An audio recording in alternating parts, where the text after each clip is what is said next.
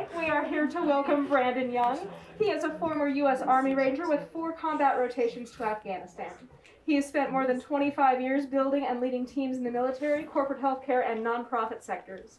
Brandon has built partnerships with some of the world's most iconic brands, including Nike, Walmart, Starbucks, Microsoft, and Amazon. He is the recipient of the Quest Diagnostics Regional Excellence Award for Commercial Leadership for his work in cancer diagnostics. He's been published in various magazines and peer-reviewed academic journals, assessed, mentored, and trained more than 1,000 Ranger leaders while serving in the 75th Ranger Regiment, and placed 3rd in the 2006 Best Ranger competition. Brandon holds a Master of Divinity in Leadership from Denver Seminary, and his passions are faith, family, community, and adventures. He lives in Littleton, Colorado with his wife, Kelly. Thanks so much for joining us tonight. For more events like this, check out tatteredcover.com. And yeah, thanks. Join me in giving Brandon a round of applause. Thanks, Raphael. Well, thank you, everybody. I know there was probably nothing said there that you didn't know. You might hear some new stuff today. You might not. I'm not sure.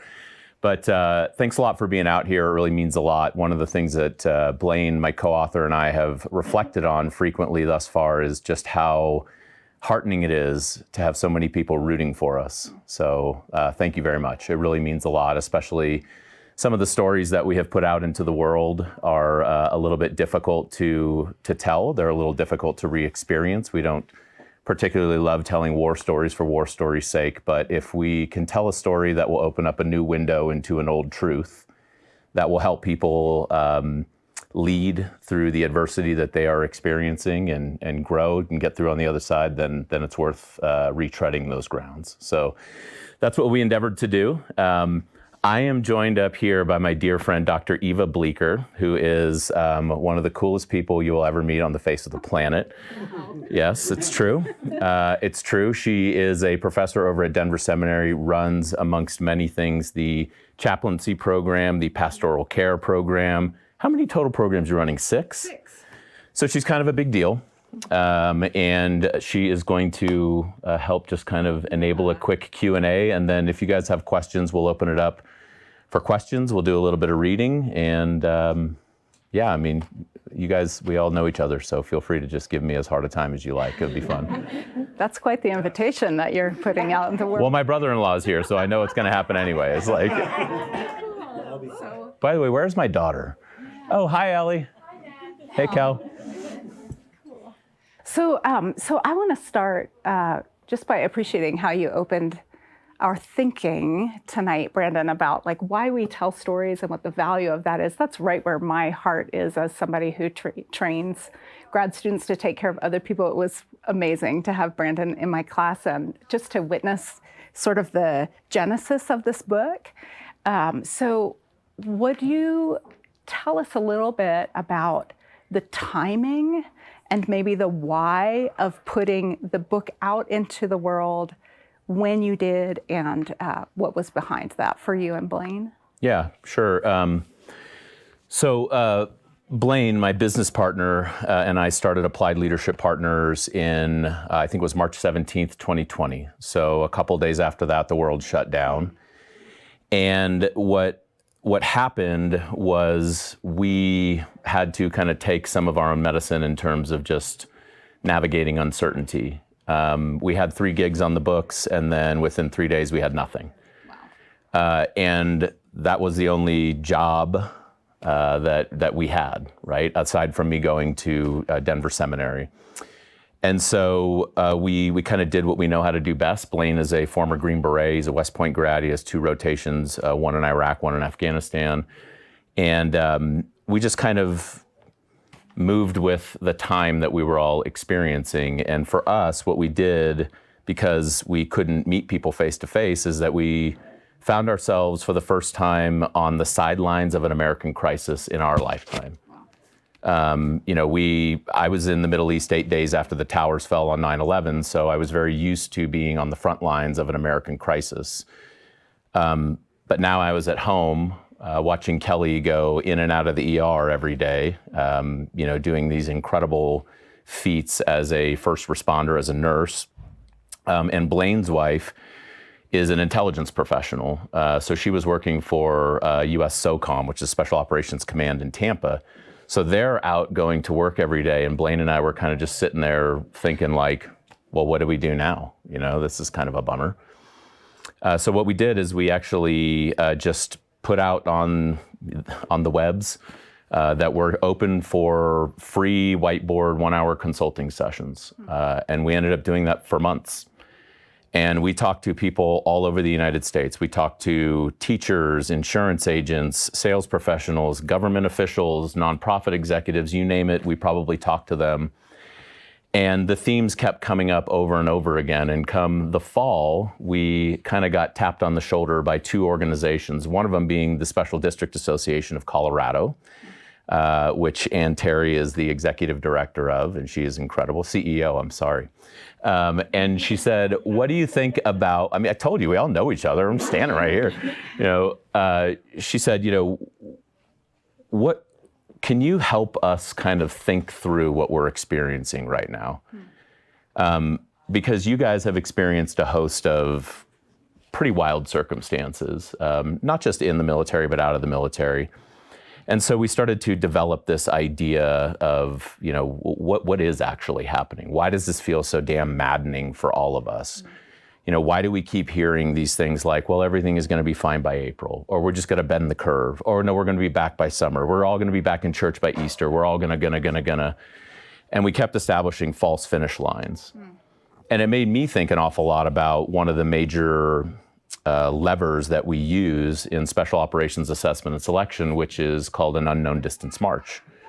And an unknown distance march is very simple. Put all your kit on, so maybe 65-pound rucksack, which is just a big, heavy backpack, maybe 30 pounds of kit, and the task is go until somebody tells you to stop. And by the way, if you go slower than a 15-minute per mile pace, you're out of the course, you're out of selection, you're out of the competition, you're done. That's it. And what would happen all the time in those moments is that people would say, like, surely they're going to stop us by mile 20. And then they would break come mile 21 or mile 22 because it wasn't the physical issue. Like the physicality wasn't the issue. These are all complete, barrel-chested freedom fighters, strong, smart, fast, the whole 9 yards. What really breaks people is the unknown. It's the uncertainty. And so what we kind of took back to the lab, which is what we often do, and just kind of get around the whiteboard and said like, oh, that's what's happening. People are trying to endure right now. They're trying to get through it. They're trying to establish like, when's it going to stop? If I can get here, it'll be okay. If I can get here, it'll be okay.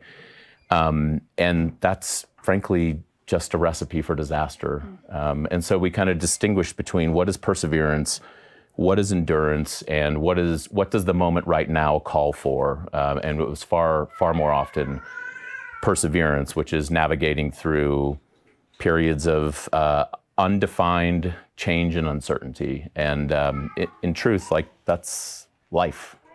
That's just life. As much as we love for things to feel like we can pin them down, the human brain craves certainty.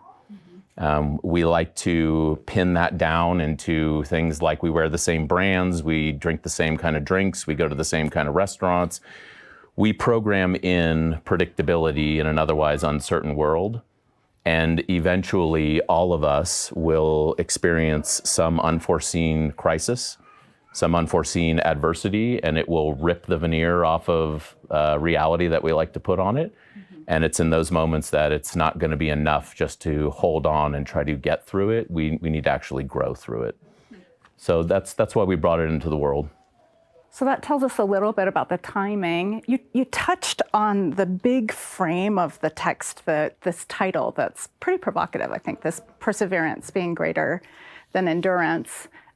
We're hearing you describe how that was a framing that comes out of the military expertise that you and Blayne have.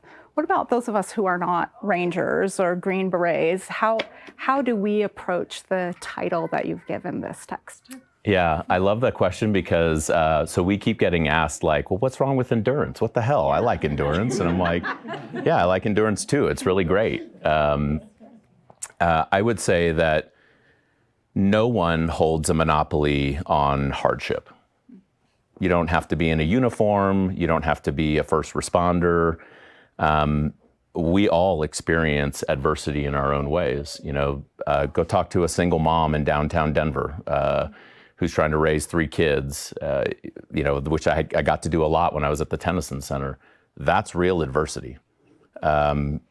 Speak to the nurses and the care providers that were on the front lines in the hospitals. That's real adversity. The point is that when the rug gets kind of pulled out from under you in life, it could be the loss of a relationship you really cared about.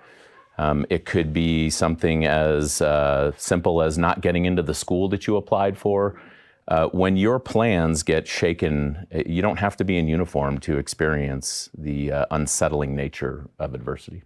And why is perseverance better than endurance? Drill us way down into those definitions. Okay, I will. I love this. Yeah. Endurance, she did this to me all semester, by the way. So endurance is we think about that like getting through a defined period of hardship. It's really kind of putting your shoulder to the wheel and getting through something hard, right? It's admirable. I would say it is very necessary. Perseverance is called for situations that are unmarked. These are protracted periods of change and uncertainty that require you to do more than just hold on. Said another way, I think endurance in many ways is a lot like surviving. It's very admirable. Perseverance is a lot more like thriving. So I think a good illustration, and one that we use in the book, is when we think about endurance, we think about like a marathon, right? It's an endurance sport. It's 26.2 miles. It's hard. You're going to sign up for it, but you're going to know the course. You'll know where the aid stations are. You'll know where the refueling stations are. You'll get out there on the course. You'll run the race. You'll have to hydrate. You'll probably hit a wall, but you'll get through it. You'll get to the other side of it, right? And when you do a marathon, by the time, from point A to point B, by the time you get to point B, you're essentially a more tired version of who you were at point A. But perseverance is not the same. By the time you get to point B, you are not the same person who started at point A. You have had to transform. You have had to grow. You've had to change to meet the adversity of the moment. And I think all of us have experienced some brand of that. Think about the situations in life where you keep running the same play and then it kind of stops working. It's not working anymore. Maybe it could be diet, it could be exercise, it could be a routine. You're getting diminished results and you have to actually do something different. Now, I suppose you don't have to do something different. You could keep doing the same thing, but you're probably going to keep getting the same results.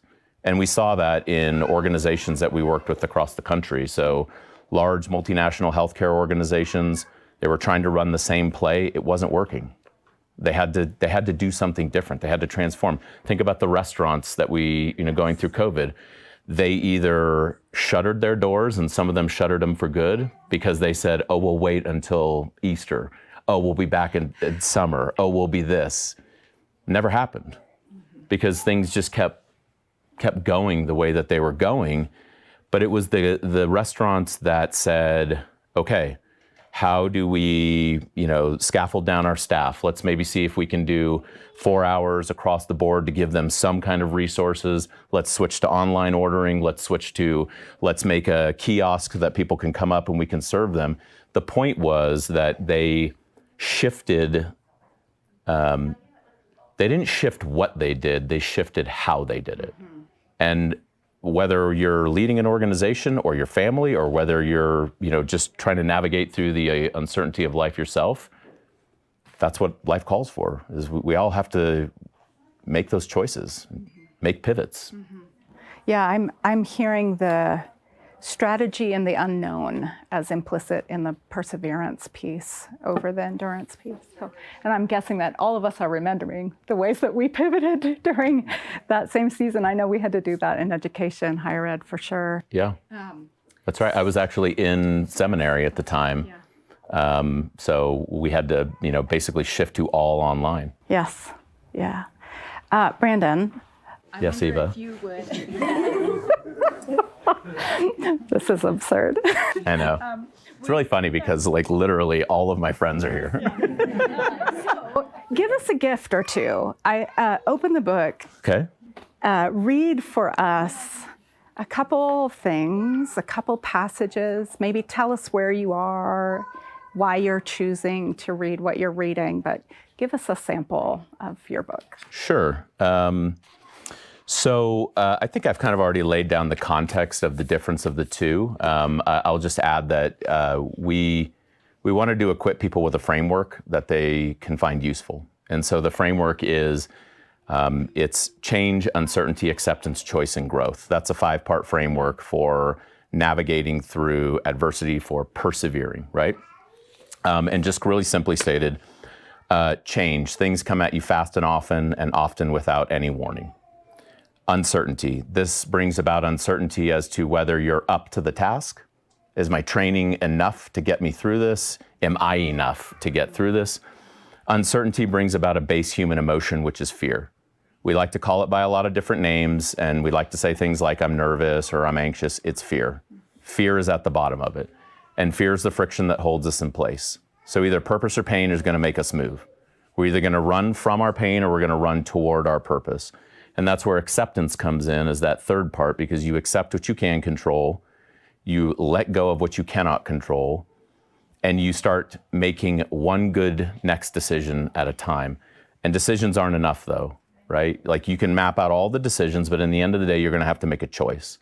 And so we talk about choice being really the apex, because that's when you choose to become your creeds, your ethos, your values, all the things that you say you are. That's when you get to choose to actually be that. And you probably are going to have to choose it over and over and over and over again. And that is what leads to growth, where you will be transformed on the other side. So we started the book off with a couple of stories. Chapter 1 is Winter Strike, 2003. And so I'll take you back to 2003. I'm on page 7. And this will hopefully give you a good sense of some of the crucible experiences, the adversity that I had experienced as a young leader in the Army. So as I start to read this, I want you to keep in mind that I am 24 years old at the time that I'm reading this. 24, not crazy? It's my niece, guys. Know anyone? Yeah. So I'm 24 years old. All right. 4:30 a.m. The alarm breaks the pitter-pattering of one more rainy Washington morning. After another long night, I leave Kelly and our baby curled up in bed. Ranger School tests you with sleep deprivation and starvation. It prepares you to lead men with your best when they are at their worst. It does not prepare you to lead a family.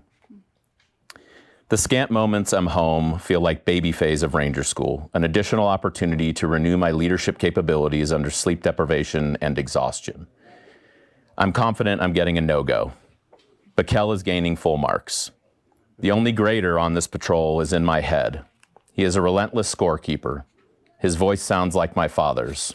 He is a bastard and a liar. At least some things rangering has taught me are beneficial in the home. Weaving my way silently through the maze of moving boxes scattered about the floor in the pre-dawn blackness is effortless. It is October 2003. The last couple of years have been chaotic enough for us to seek reprieve from the global war on terror and grab a chance to connect as a young family. We are hopeful for the break with orders to Fort Benning, Georgia, and a chance for me to be an assessment and selection instructor at the 75th Ranger Regiment headquarters. We've earned it. Stalking through the cardboard jungle, I softly kiss Kel goodbye on the way out the door. I drive on autopilot. Old Nisqually Road rests under a canopy of dripping evergreens. I barely notice the turns as my breath sends wisps of fog across the cold car. It feels good to head to work in comfort. The last few years have taught me that moments of comfort are hard to come by as a ranger in a world at war. Moments like car doors abating the rain, roads being thoughtless pathways, and dinner cooked by a beautiful woman you call yours. I'm off to work for the day, hopeful to hit the beer light early for the boys, get steak on the grill by 5:30. I'm hopeful we can get to bed early tonight. Hopeful the baby will sleep.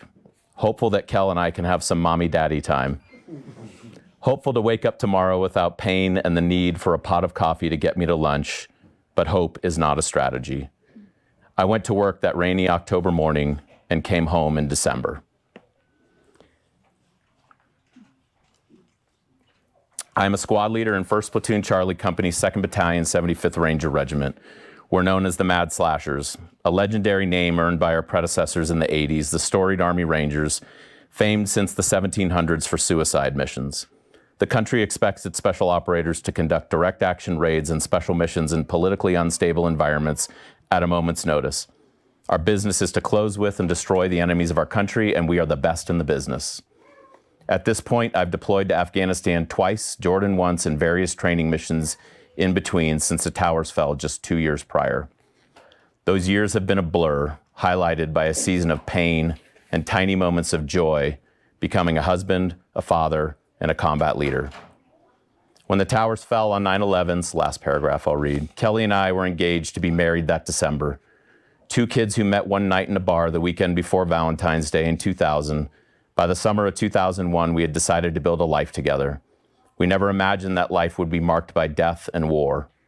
Kelly's mother, Judy, broke the news that summer that her cancer had returned. When Kelly was a baby, Judy had ocular melanoma that took her eye but left her with 20 years to raise 2 kids with her husband, Lou. They were heroes to us. Lou was especially a hero to me, having lost my father at 11 to his addictions to women, money, and anything he could do to score either. Thank you. You're welcome. Where's that tissue box? Yeah, we're feeling that reading, right? Me too. There, well, pass it down. Here you go. There are Kleenex in the front row if you need them. Why'd you pick that to share with us? I picked that to share because the story of my service is the story of my family. And we had a really tough start. It was really hard. And, you know, as difficult as the training missions were, or not the training missions, the actual combat operations, they were hard. We had a lot of hardship in there, which, you know, I can read a little bit of that as well. Mm-hmm. But the havoc that was unfolding inside my heart and inside my family was worse. It was just worse. That is quite the statement to make. It's nice to have a lot of your family here, and I just want to appreciate it. Everyone's trying. Yeah. Aren't you guys happy you came? Thank you for expanding the hardship to the people who were left here when y'all went overseas. Do you want to go into the next piece that you want to read, and then? Is there anything more uplifting in the next chapter? There's a request for lighter material. You guys want something lighter? I'll give you something lighter. A little lighter? I'm going to give you something. Let's see here.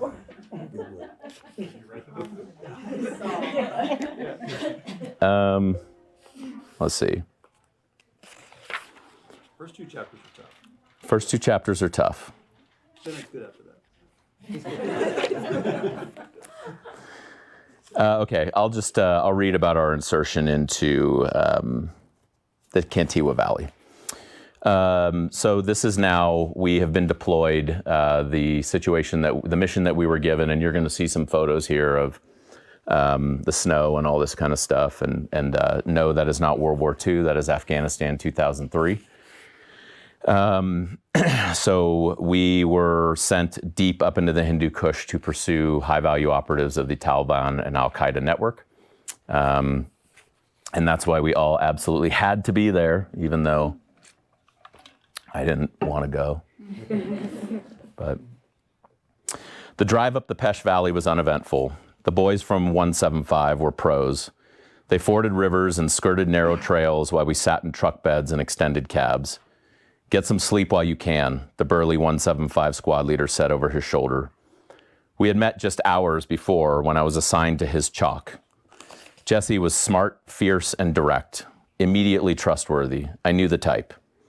A Ranger squad leader may be the most dangerous man on the battlefield. He is old enough to be wise, yet young enough to be reckless at the right time. Guys like Jesse and me spent most of our squad leader time in combat, entrusted with essential missions in foreign lands, far away from the flagpole. We slept soundly in the care of our brothers from 175, comforted by the bonds of the Ranger Creed, knowing that they will never leave a fallen comrade to fall into the hands of the enemy. And stirred only momentarily when a river ford slowed the convoy, I heard the gruff squad leader calmly say, "Back the fuck up," while pointing a pistol at a local's face. In the lexicon of interlingual relations, everyone speaks gun in your face. A short time later, an impassable river marked the convoy's end and the foot patrol began.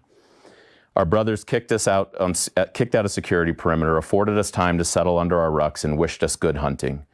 We climbed into the mountains, progressing to our objective rally point in preparation for our first objective, Objective Bat. It was a schoolhouse complex long abandoned for the winter. After clearing the complex uneventfully that night, we occupied by force and established our base of operations in the valley. Though the children had vacated the space, the fleas had not. We entered the valley just before the snow, but the temperature had already dropped below freezing. Leaving anyone out at night was dangerous. The boys would rotate guard, and we'd troop the line with plumes of hot breath floating on frigid air. Just another bitter night for the white threaders like me, Winter Ranger School graduates, who would mark our misery proudly by sewing our Ranger tabs on with white thread. Objective Bat was another uneventful target chasing ghosts, highlighted by cold, starvation, and flaring tempers. Nobody from Charlie Company 275 thought we'd be back in Afghanistan so early. Everybody wanted to bring the pain to the enemy, but no enemies were to be found, save for the one straggler with small explosives and a cell phone we snatched up. The Hajis were notorious for using cell phones as detonation devices for roadside bombs. Cold and starvation are notorious for baiting good men into bad behavior. "Sergeant, you need to see this." One of the boys woke me up from my flea-ridden sleep. "Green is beating the prisoner. I think he broke bones." Green was a Ranger from another platoon, another good man pushed past his good senses in this bad war. He was tired of being jerked around, tired of being cold, tired of being hungry, tired of being in Afghanistan. I entered the room to the smell of urine and sweat. The Afghans tended to piss themselves when they got balled up by Rangers, especially when they took a black Chinook ride, never to return. The detainee was flex-cuffed and sandbagged with his nose in the corner. Green was wild-eyed and panting. "Green, don't lay another hand on the prisoner," I said. "F this guy." I realize there's kids here. I'll stop saying the F word. "F this guy. Tell you what, you break one more part of that prisoner and I'll break your effing jaw, and it's sergeant to you, fuckhead." My eyes were wild now. Military bearing has an effective way of jerking soldiers back into reality, especially great soldiers like Green. Anyone in this unit was head and shoulders above their contemporaries, the very best. Great soldiers who committed daily to the part of the Ranger Creed that states, "My courtesy to superior officers, neatness of dress, and care of equipment shall set the example for others to follow." "Roger, Sergeant," Green said. He was back, and the discussion was over, and I was going back to my flea-ridden fart sack. Which is a word for a sleeping bag. I read that because, the frustration was maddening. I mean, we weren't supposed to be there. I was supposed to be in Georgia. We had been stuck in Afghanistan the entire year because the war started in Iraq while we were still in Afghanistan. So it was just one jerked around after another, one after another. And the worst of it was our spouses who were at home, like, what the hell? When are they coming home? And so I read that out loud because I kind of feel like we can all relate to a circumstance like that, where you're somewhere you don't want to be, and yet you still have to continue to take one next step in front of the other. And I read it also because, how many of us have teammates who get frustrated as well, and they reach the extent of their endurance. And that's kind of the point. We will all reach the extent of our endurance, and it is in those moments where we have to persevere. Everybody can hold on for so long, but it will eventually break down. And it's in those moments that we have to do something else, and we need others to help us get through that. In a minute, I'm going to open the floor to anybody who may have a question for Brandon. So if you want to be thinking in that direction, that'll help us go where we're going. But I want to ask you a question that's a little bit off script, in part because this audience is intimate and knows you well. And I see them reacting to you reading emotionally. So you started us out, Brandon, by talking about not just telling the stories for the sake of them being more stories. And I wonder if you would entertain a question something like, what does it mean to you to tell the stories now in a setting like this with people who love you? What is it like for you to see them connect with what you're reading? Yeah.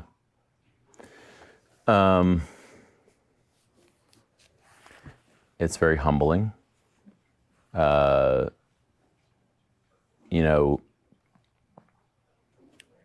at a 30,000-foot view, I think that knowing that veterans represent 7% of the U.S. population, knowing that we are amongst some of the,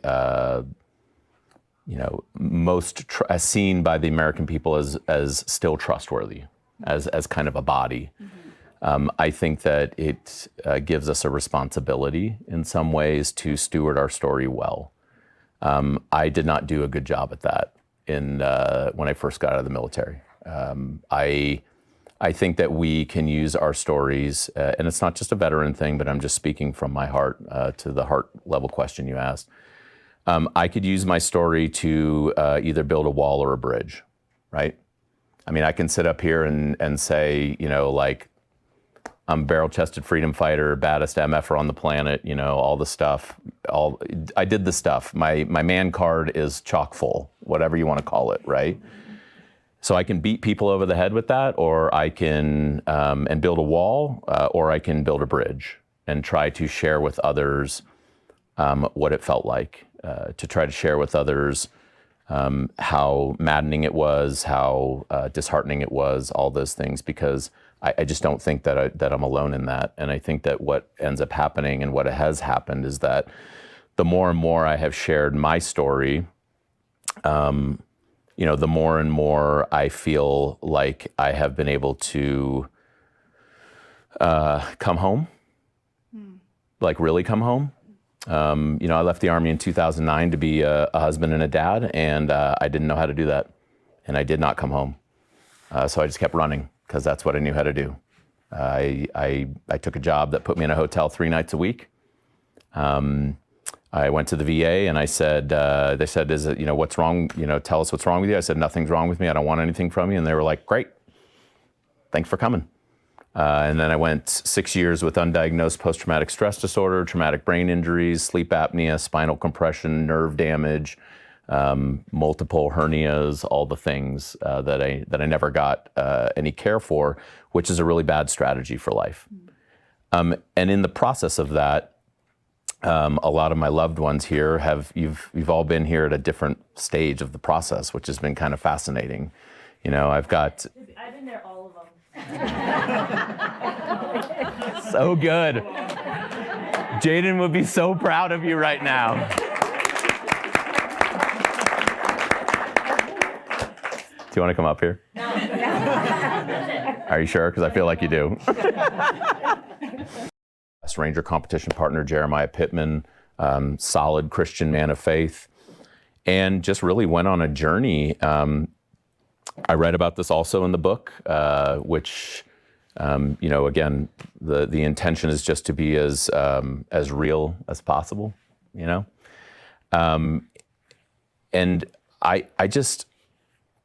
I wanted nothing to do with Jesus. I saw everything falling apart. I saw it all coming in my life. I saw the the abuse, I saw the hate, I saw the war, I saw the death, I saw the trauma, I saw the divorce. I saw it all coming. I could not see Jesus coming. That I could not see coming. And I gave my life to Jesus at Mission Hills Church, which is right down the road here in 2012. Yeah, 2012. And that has been, that relationship has completely transformed me. I mean, that's the truth, is my relationship with Christ has transformed me. Because I tell people this all the time.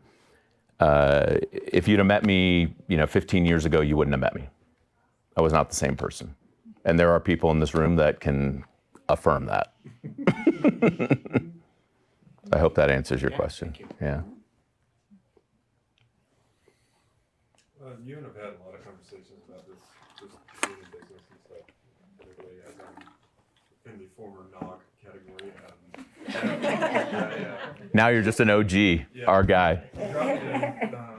So I'm just a military brat, and first I wanted to say, I've read your book obviously a couple times, but just appreciative of you not being authentic with the pain that comes along with the experiences there, that it's not a chest thumping war story, that it's authenticity and vulnerability. But we've talked a little bit about the difference between positional authority and actual leadership, and given that this kind of falls into that leadership category, there are people that are not necessarily, I've been in management, I've been out of management, but I view this as a lot of stuff about just life in general. Yeah. You happen to apply to business in this case. Can you talk a little bit about the difference in leading when you're not in positional authority, using these principles for, the perseverance principle, because we all do reach the end of our endurance. I'm quite aware of it. I usually leave a job about that time.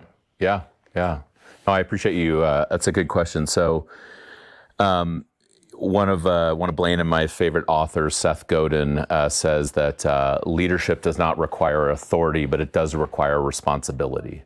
And I think that that's a good way of starting to think about it. There's been a lot of really incredible research out there. There's two researchers named French and Raven who have talked a lot about like the different loci of power or authority. You've got positional, which is kind of that hard, formal authority.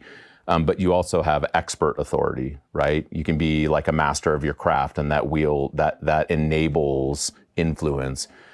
You can have physical authority, right? You can be a large and imposing person, and that exhibits influence. There could be intellectual authority, emotional authority, the kind of people who, authority or influence, we can interchange the words, it doesn't really matter.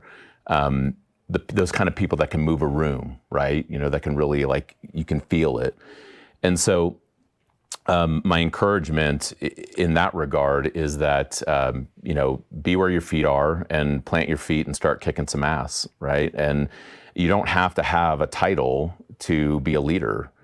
You just have to actually care. And one of the things that we really felt strongly about in this book, which, by the way, thank you, because the very last thing that we wanted to do was, be some like chest thumping vet bros. That's super uninteresting to us. And besides, my veteran friends would never talk to me again, so that I wouldn't want that. But the other thing that we talked a lot about is like this. There's a lot of leadership books out there, and it's really focused on like the individual. This is focused on how do you lead others through uncertainty. Yes, it has growth mindset aspects of it. We talk a lot about different tools and tactics as you're going through these things. For example, when going through uncertainty, one of the things that we always mention is don't go it alone, right? Look for signs of unsettling in your buddy. You don't have to be in charge. In fact, when Jeremiah and I were in Best Ranger competition, and I tell the story of that, I was an E7 Sergeant First Class. He was a Staff Sergeant. He was an E6. I outranked him. And yet he was the one that was, caring for me and leading me in portions of that competition. I would have never gotten through it without him. It doesn't take authority. It just takes responsibility. Anybody else? Yeah, Ryan. First off, thank you for writing the book. I'm so proud of what you're reading and the type of friend you are. So thank you. Yeah. question. One, why did you decide to go down this journey with the book and applied leadership, with taking your skill set and pouring into other leaders? And then second part, how does it make you feel that maybe you and Blayne put on? So there's a couple ways to answer it. First and foremost, Blayne and I tried to talk each other out of starting a leadership development company for a decade, and it finally didn't stick. So we started it. You know, whether it was leading in the war or, you know, taking a veteran serving nonprofit from an idea to 211 locations and 150,000 members, or leading a sales district in a, you know, turning around an underperforming lab to becoming the most profitable profit center in the United States. Throughout all of that, I and Blayne, we both know how difficult it is and how lonely it can feel. You know, there's this trope that leadership is a lonely place, and we just wholeheartedly reject that. Wholeheartedly reject it. I know what it feels like to be alone. I spent most of my life alone. Okay, even, you know, my childhood was alone, you know, the whole time. In many ways, just the state of the manner in which our marriage came together, I think alone a lot. One of the reasons why I think we felt compelled to start the company and write this book is to help leaders understand that, you know, what you're going through, it's probably tough. Yeah, you know, consolidation, reorganization, capital events, reductions in force, market changes, headwinds, name it, right? If you're a leader who feels like you're kind of getting your butt kicked and it really sucks, the word for that is normal. You're a normal person, and you're probably feeling that because you probably really care about what you're doing. And I'll tell you right now that the events that we do with teams all over, I'm gonna be honest with you, half the time it kind of feels like, you know, in the first hour we hear what they've got going on, and, you know, we just kind of say like, yeah, like, that's really hard. What you're going through is really hard. And you're not alone. So if you're suffering, you feel like it's hurting, then you're normal. And I think we can help you kind of navigate through this. I think there's some things that we can do. We could probably leave after that, and they would be perfectly happy with the payment that they gave us. Like, we probably wouldn't need to do anything else, because taking the pressure out of the room, taking the air, like the, oh my God, really? You think that it's normal that I'm having a hard time? Like, yeah. That's I think some of the big motivation of why we wanted to do this, because leadership does not have to be a lonely place. Just totally reject that.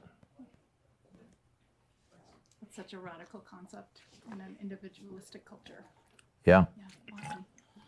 Good question. Do you view yourself as a natural born leader, or is it something that was instilled in you through the Ranger program? Yes. I think leadership can be learned, 100%. If I didn't believe that, we would not have a company.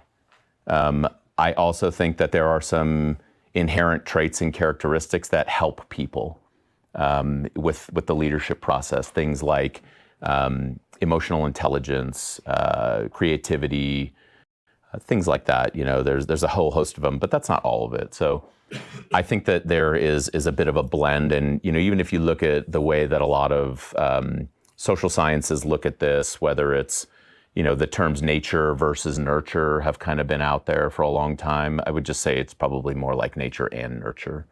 I think both of them come to play and really can help. So, yeah. Anyone else? Yes, Stephen? I'm having so much fun. Are you guys having fun? Because I am. Yeah, this is cool. Oh, okay, cool. This is really cool. Okay. Yeah, go ahead.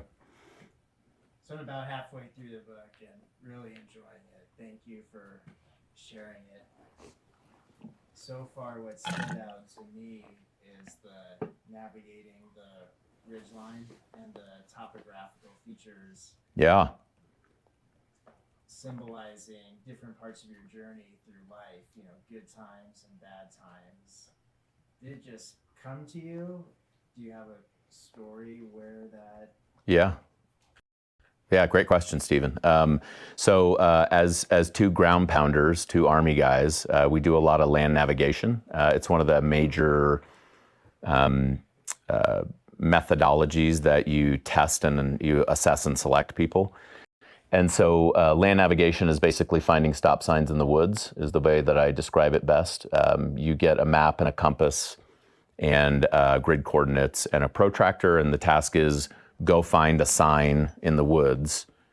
You have 4 hours to find 4 out of 5 points. If you don't make it back by your time, then you're game over.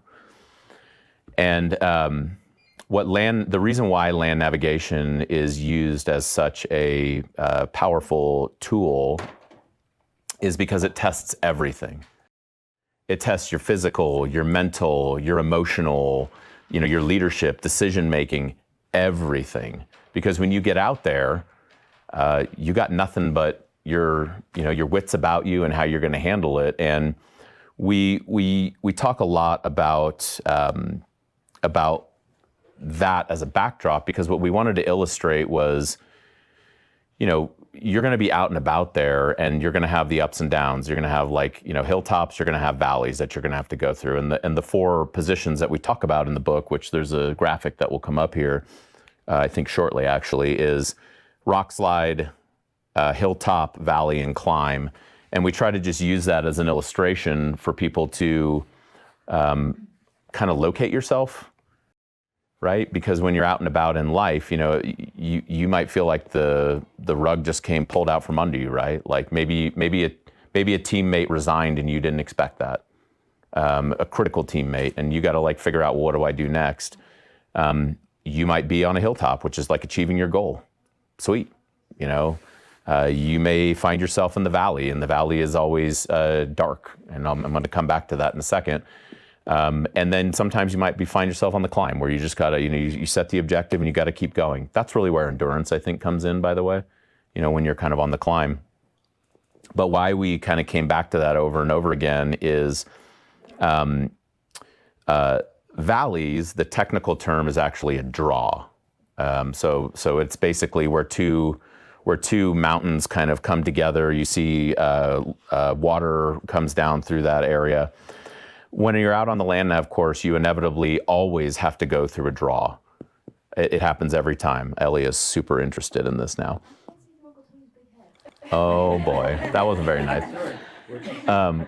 So your route will inevitably take you through a draw, and the draw is there's always tangle vine there. It's always dark.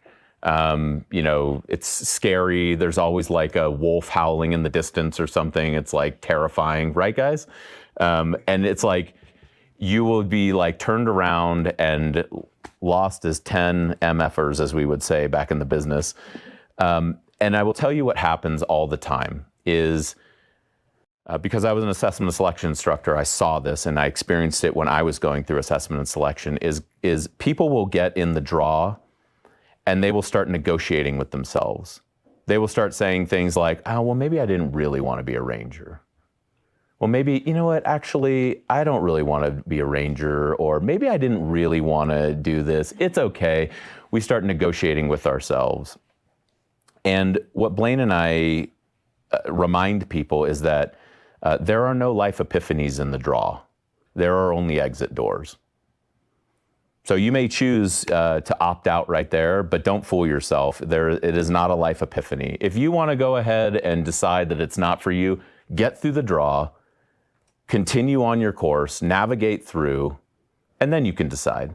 But if you're in the draw and you can't make heads from tails or anything like that, you're not having a life epiphany. You're basically just giving up.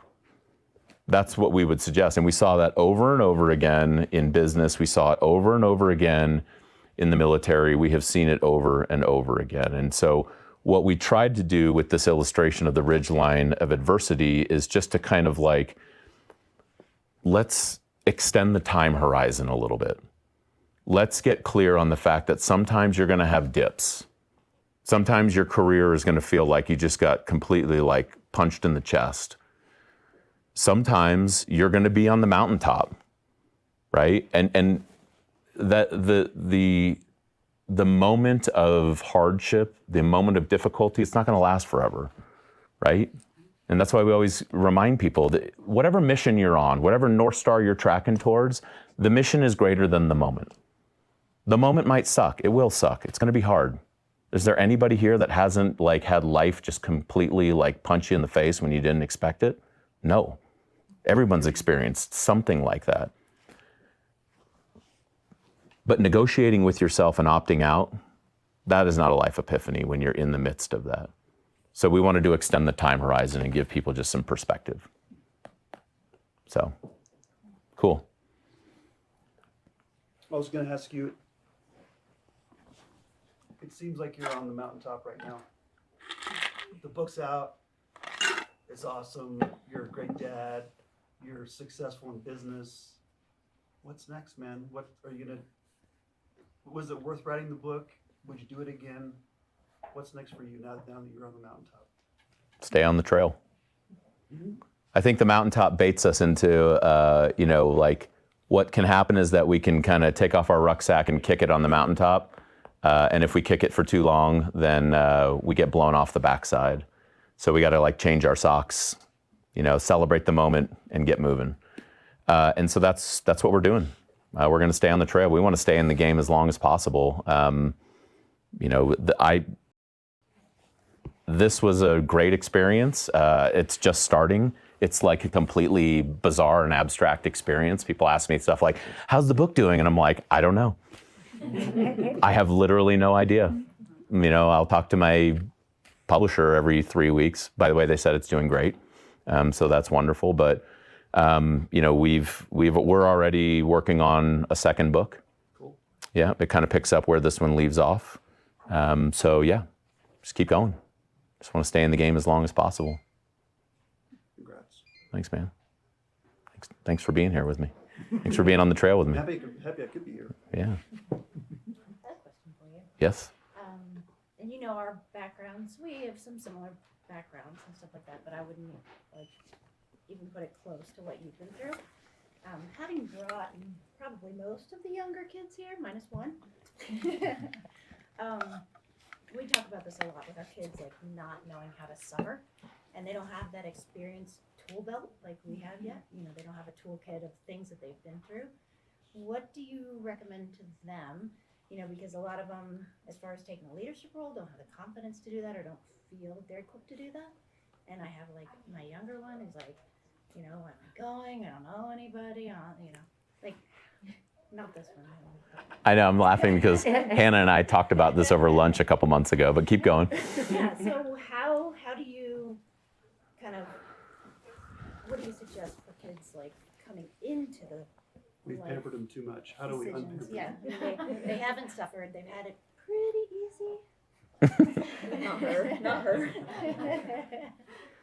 Yeah, I think it's a really good question, and I think that so I'll answer it from a couple different perspectives. I firmly believe that life will teach us the lesson that it wants to teach us. It's less about if, but it's more about when and at what cost. And so I think that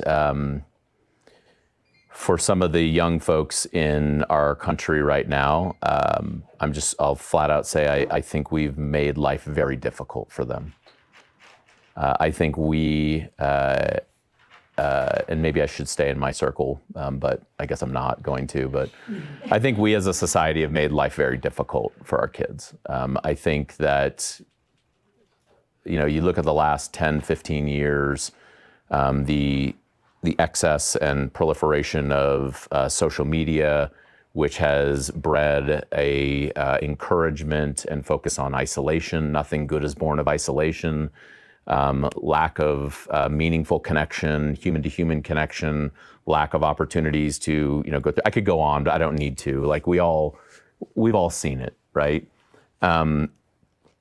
And I firmly believe that part of what we can do best is to equip them with some of these simple frameworks and to encourage them to, step into the arena, like get some reps, get your butt kicked by life a little bit.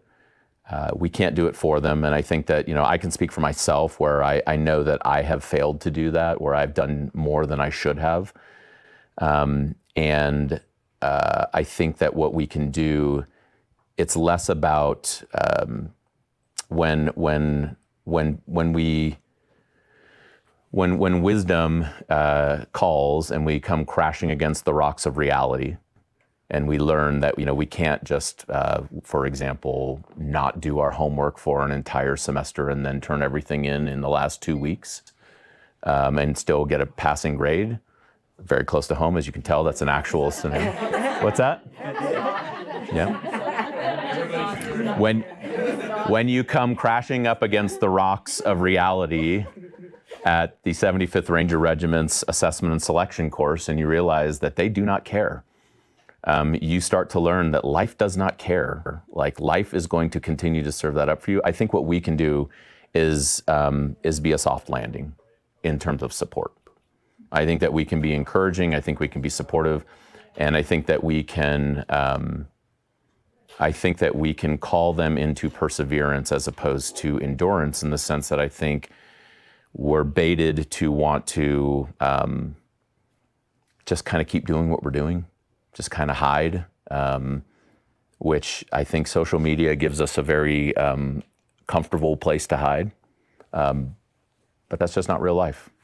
It's gonna come due at some point in time, and I think that we can encourage them, to do that and to experience, I guess, and to expect a little bit of suffering. But don't suffer for suffering's sake, suffer for significance. Suffering for suffering's sake is just basically saying, well, life's a bitch and then you die, okay? Like, that sucks, so you just keep suffering, like, that's it. Or maybe, you accept the reality in front of you, you start making some choices, and you do a little bit of growing. I think that's suffering for significance, because I think growth waits on the other side of perseverance. Great question. How are we doing? We're good? I think we're probably good. Are we, we good? Okay. Well, I want to say something. Say something. And then I want you to have the last word. Oh, okay. So I just want to say, like, in my discipline, the places where we intersect, what I appreciate that comes up out of your story, Brandon, is that in community with support, a transformed life is a reasonable expectation. That is a possibility that we want to declare with our stories. And I appreciate you for doing that tonight. And so, is there anything that you wish we had asked you tonight that didn't get asked? Like, is there the thing that you really wanted to say that you didn't get to say? No, I feel like all of you dear friends keep listening to me run my mouth all the time. So I don't think there's anything that I'm missing. Any last alibis? Anybody want to give me a hard time or ask me a tough question? No?